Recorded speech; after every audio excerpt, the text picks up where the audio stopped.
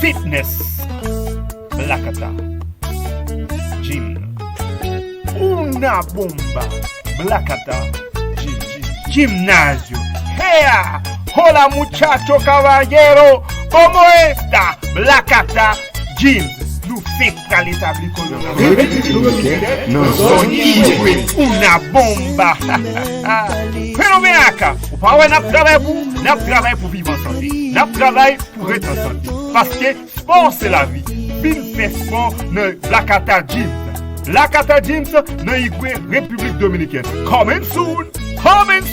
N'a vin soon tout.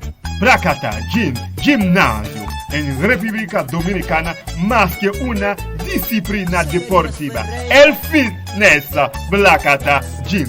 Comenzó.